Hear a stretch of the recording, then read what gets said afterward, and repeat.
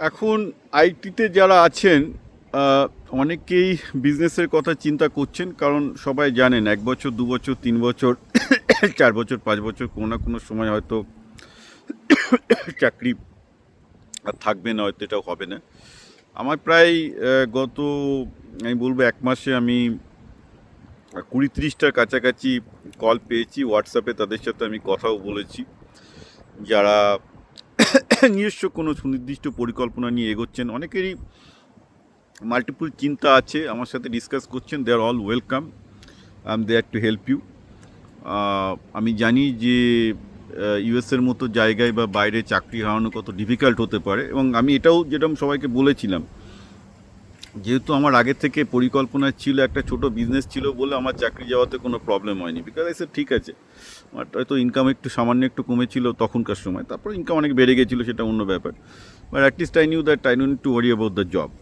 হ্যাঁ, এবং এটা মোটামুটি চেষ্টা করলে 1-2-3 বছরের মধ্যে কিন্তু আপনারা সবাই এই প্যারালাল ইনকামটা তৈরি করে নিতে পারবেন। এইবার এই এই এই এই এই প্যারালাল ইনকামটা কীভাবে করবেন তার অনেক অনেক অনেক ওয়ে আছে, অনেক ওয়ে আছে, অনেকভাবে হতে পারে। এবং সবচেয়ে ভালো হচ্ছে আপনি যে ফিল্ডে এক্সপার্ট, যে ফিল্ডে আপনার নলেজ, সেই ফিল্ডেই প্রচুর বিজনেস অপরচুনিটি আছে, আপনি হয়তো জানেন না, হয়তো আপনার সাথে আমি ব্রেনস্টর্ম করলে বাড়াতে পারবো। তারপর ন্যাচারালি জিনিসটা করে নেওয়া যায়। যেমন ধরুন, যারা হাই এন্ড টেকনিক্যাল ফিল্ডে আছেন, অবভিয়াসলি সেখানে প্যাটেন্টেড বিজনেসই এখন বিশাল বড় বিজনেস করা যায়। মানে আপনাদের ধরুন মনে মনে প্রচুর আইডিয়া আছে, কিন্তু সেই আইডিয়াগুলো আপনি কোম্পানিকে দিতে চান না, কারণ নিলে সেই আইডিয়াগুলো তো কোম্পানির হবে, আপনার হবে না। আপনি এবার সেই আইডিয়াগুলোকে কাজে লাগিয়ে আপনাকে কোম্পানিও তৈরি করতে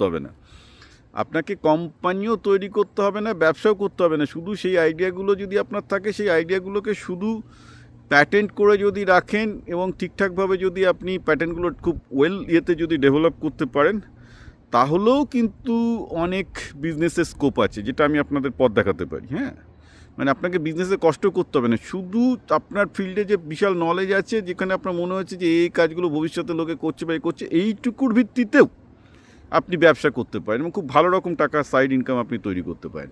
আর তারপর যদি প্রপার আপনি সেই আইডিয়াগুলো নিয়ে বিজনেসে এগিয়ে যেতে চান, স্টার্ট আপ করতে চান, আর ওয়েবসাইট বানানো, তারপর সেটার জন্য ঠিকঠাকভাবে ইনভেস্টরদের সাথে কানেক্ট করা, কোথায় গেলে ফান্ডিং পাবে, এটা নিয়ে তো আমি আগের দিনও বলেছিলাম যে যে যে বেসিক্যালি আইডিয়া টু বিজনেস এখন পৃথিবীতে অনেকভাবে হয়। অধিকাংশ ক্ষেত্রে আপনি চাকরি করছেন বলে সেগুলো হয়তো জানেন না, কিন্তু আমেরিকার লোকজন বহুদিন থেকে এগুলো জানে। ওকে, তো এখন যেহেতু আস্তে আস্তে আইটি জবটা সংকুচিত হচ্ছে, আপনাদের এই দিক থেকে চিন্তাভাবনা করতে হবে। আপনাদের চাকরি ছাড়তেও হবে না, ইনফ্যাক্ট আপনি যে ফিল্ডে আছে সেই ফিল্ডও ত্যাগ করতে হবে না।